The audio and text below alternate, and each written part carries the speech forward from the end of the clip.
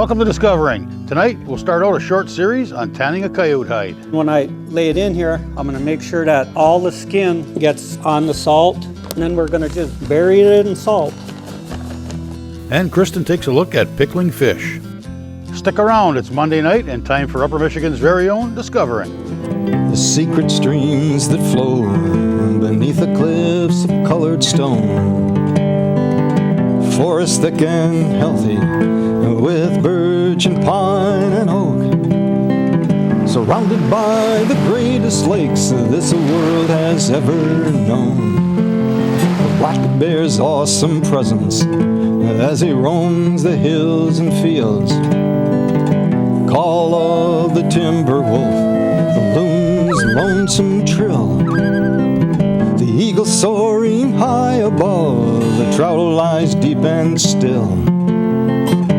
These are what I treasure, the only way I measure feelings that I have for this fine land. There is so much to discover when you're a long-time lover of northern Michigan.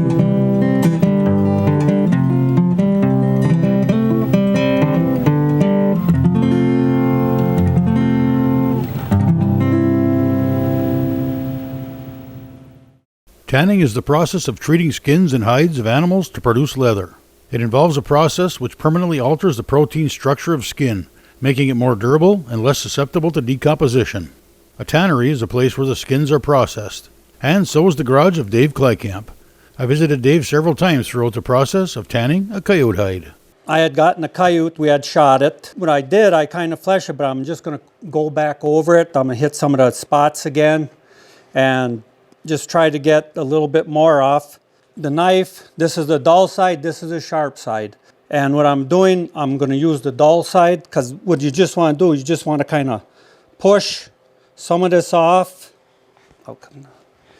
And when you get over a hole, you want to turn the blade this way so you push it over it. You don't want to go like this because you're going to snag it and you'll rip it bigger. That's pretty much what we're doing, just trying to push fat off and the skin. Down here it gets tough, so a lot of times I'll get it and I can just pull it off. And you just want to do a little bit at a time. You don't want to keep pushing real big, because that's when you're going to make holes.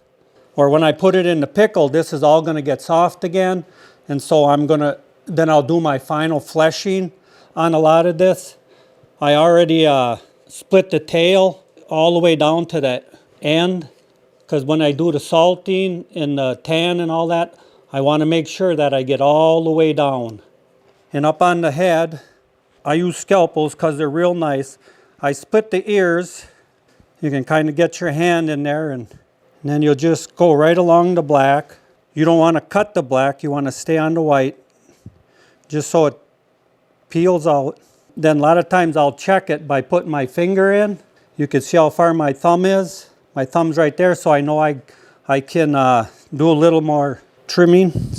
And for tanning, you don't have to quite go all the way, because this is the cartilage. That'll dry up. You know, you put your tan will get on the backside, the ears, you know, and everything will be cured.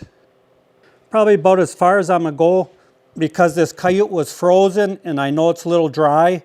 And what I want to do, I'll put it in a pickle. And then when I do the final fleshing, I can come back and finish out, get, you know, close to the tip of the ear as I can. The nose, I trim back. I cut the cartilage, cut around, trim the nose out. Then I'll just cut it off. I split the lips, and these are either the balls for the whiskers. You don't want to cut them. If you do, you're going to lose the hair. You'll lose the whiskers.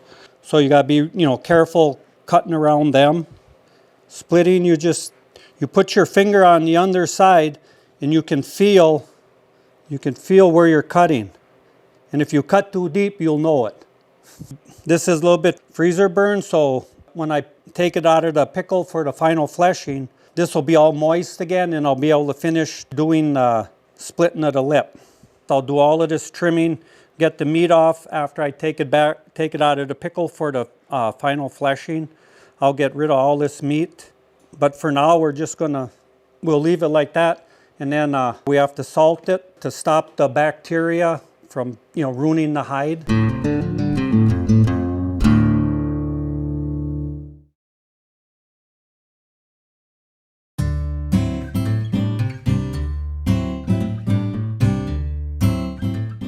I'm gonna put a layer of salt down on the table. I usually put plastic. I just get a garbage bag, plastic garbage bag, split it open, lay it down. That way you ain't getting salt and blood and everything all over the table. This is it's non-iodized salt, food grade salt. It works real well for the beginning of the tanning process. Then when I lay it in here, I'm gonna make sure that all the skin gets on the salt. We're going to lay it out and I'm going to press it, get all the air out of it, or as much as I can. And then we're going to just bury it in salt. And I like to make sure that I get the ears buried really good, the face really good. Like the bottom lip, you got to make sure that you take it, put that in the salt. And I like to turn the nose up like this, because then I can just fill that right up with salt. And this is going to stop the bacteria from ruining the hide. Then I'll open the tail up. The salt will kind of hold it open as you go. And I make sure that I get way up to the corners, the edges. And I'll lift the ears, because if you look, you can see how this kind of missed right here. So I'll always lift the ear and I'll put salt in there too. Then I can lay it back down and I know it's been salted. Same thing on the other ear. You can see how all this there wouldn't have been no salt there. I'll just sprinkle some salt on, and then we'll just put it back and bury it in the salt. And on the legs too, we'll tuck that, get some salt tucked in here. And the salt will take out some of the bloodshot here. You want to make sure that on the bottom part here, make sure the hair's back, because see how you miss, so then you can fill all that in. And that looks pretty good for the salting process right now. So then we're going to let it sit like this, and then tomorrow we'll take it out of the salt, rinse it, wash it, then we'll put it in the pickle tomorrow.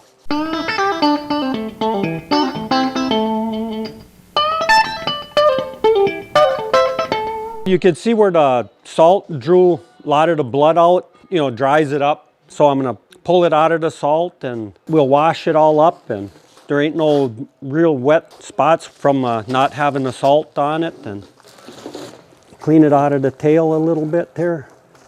Feel that it's stiff, but that's what we're after, I guess. Get the moisture out of it. And then we're going to put it in the water and finish washing the salt off of it.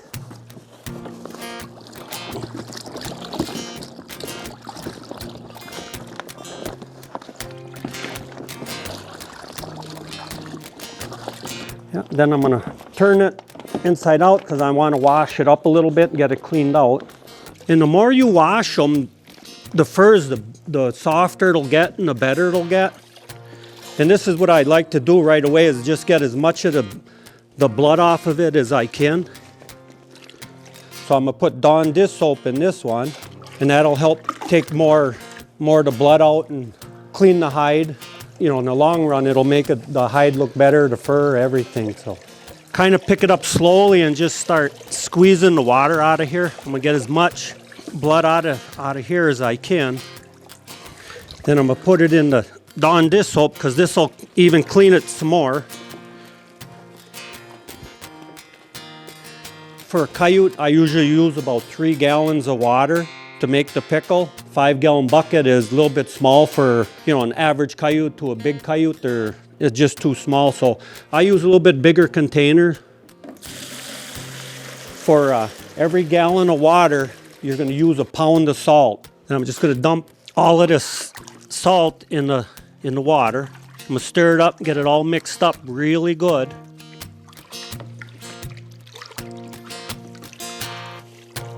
This Mackenzie Ultimate Acid, that has to be measured also. It's a 1/2 ounce per gallon of water. So I got 3 gallons of water, so I'm going to put 1.5 ounces of acid in it. Dump all of that in.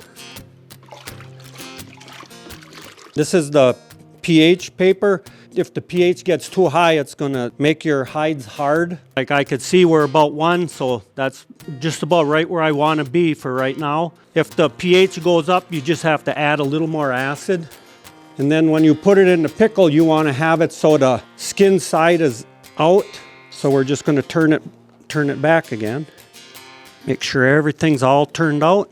And then we're just gonna put it in the pickle, push it in, and then I'm gonna get a couple plastic jugs that are filled with water, and I'll put them on top so it stays submerged. It'll sit in the pickle for 3 days. I'll pull it out and I'll do the final fleshing on it.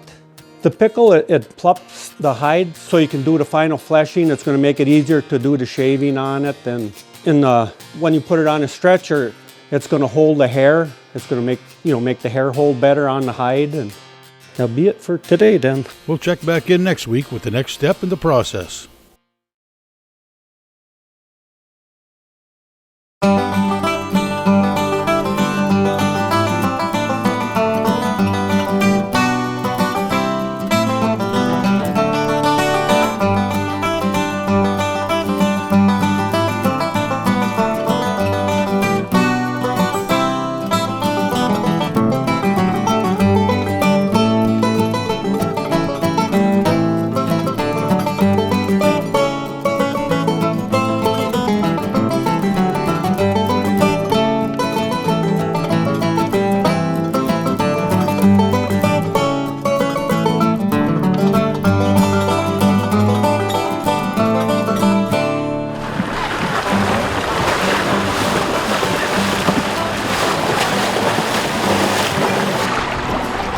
Oh, nice. Left. Left. Left. Left. I'm lifted. Oh my God, here we go. I got one. What the hell? No waiters. See you later. Oh, there's fish there. Suckers are among the first fish to attract attention in the spring as they begin their run to spawn over gravel river bottoms. The spawn lasts about a week. Suckers are fair game all year with no limits. Usually about 2 weeks after the ice off, the lake will get it. I'm not sure what the water temperature is, but usually the walleye spawn and then the suckers are up the river very shortly after. Suckers can be found in virtually all the state's rivers, including most trout streams. And in some places, they can be harvested with dip nets. That's how we kind of start out with, setting up nets and then driving the suckers to the nets. It's just, we've always done that forever. It works really good. As they say, some people spear them. That's legal below the highway bridge on the south side.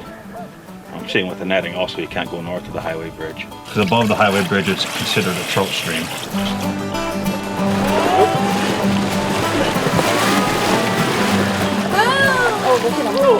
In the river with Glenn are his kids Glenn Jr. and Marcella, and Glenn's sister Amy. On shore is his wife Rosemary, their youngest son Finley, and Amy's husband Tom. Glenn has been doing this for 34 years, and his kids have been for as long as they can remember. Yeah, once you start taking Marcella and Glenn Jr. down there, and I kind of got demolded off the nets and got to driving them. A lot more fun handling the net. Suckers are ugly fish. They get their name from their fleshy-lipped mouths located on the underside of their heads. They have a long cylindrical body and a single soft-rayed dorsal fin. Yep, bumps are males. The smooth ones are females. Really? Female. Oh. Yep. Female. We're down a net. Well, I can use that net. It'll hold one fish. Just reverse it. Just reverse it. Okay. She'll be good for one.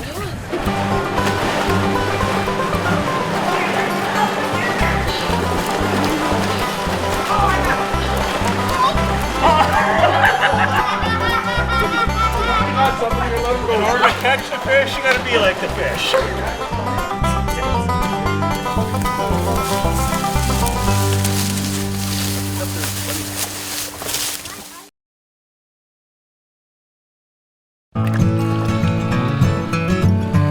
Now, Now, anglers are firmly divided on suckers as table fare. Suckers have a bad rap as trash fish because of being bottom feeders.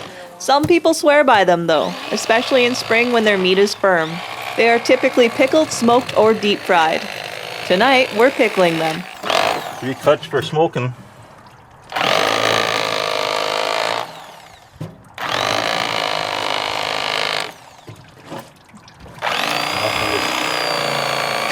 Cut that off and I'll cut that up for pickling. You see up in here is just like regular wild bones, like a northern, but from here back is really full of bones.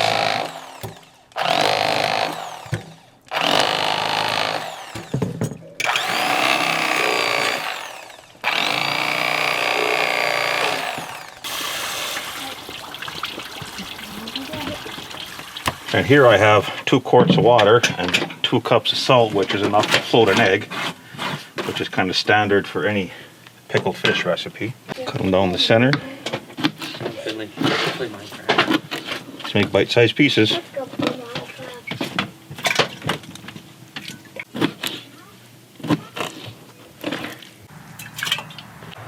So it sits in there for 2 days and then goes in vinegar solution for 2 more days.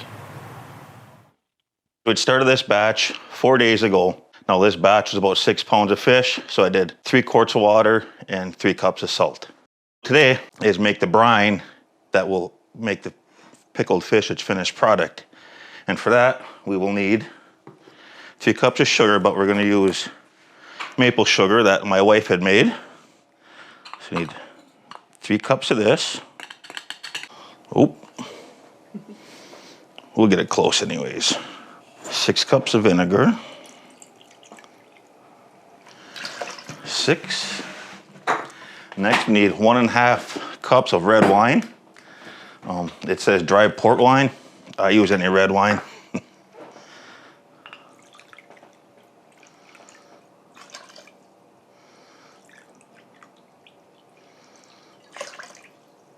Next, we need 4 sections of lemon squeezed. Put the lemon in there for the boiling process.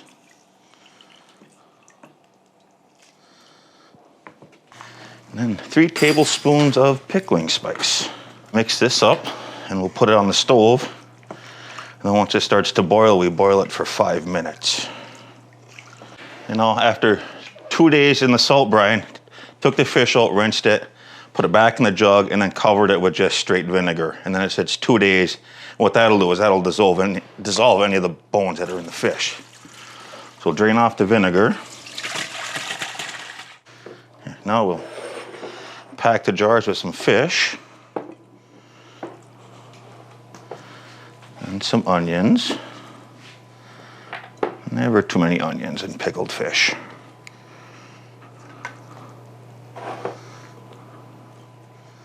Then for each quart jar, we'll put in 2 slices of lemon.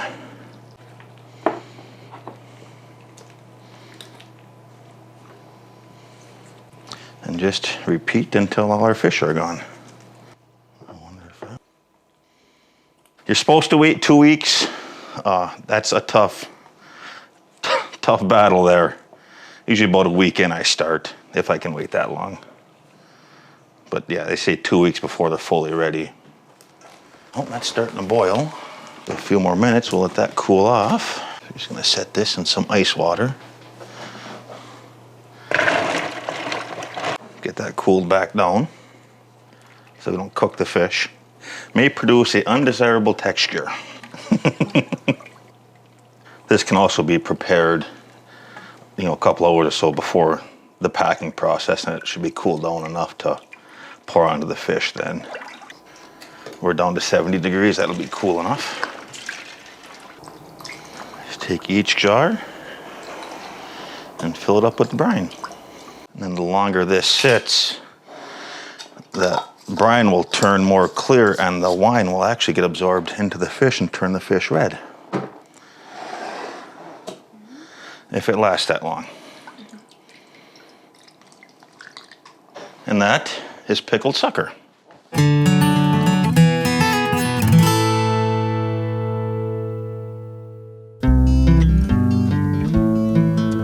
Well, that's it for this week. Thanks for watching, and I hope to see you next week right here on Upper Michigan's very own Discovering.